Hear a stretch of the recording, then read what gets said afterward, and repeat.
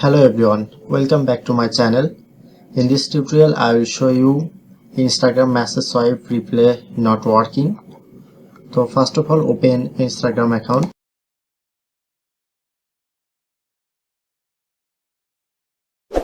Click on the message icon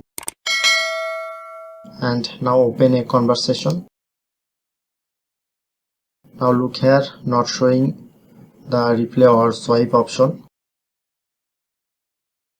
So you need to just go to report a problem and just type here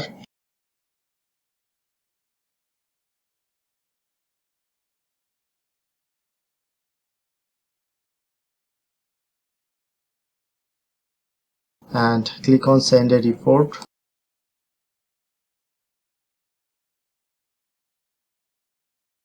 Okay, you need to just waiting some time, then Instagram team automatically resolve this problem.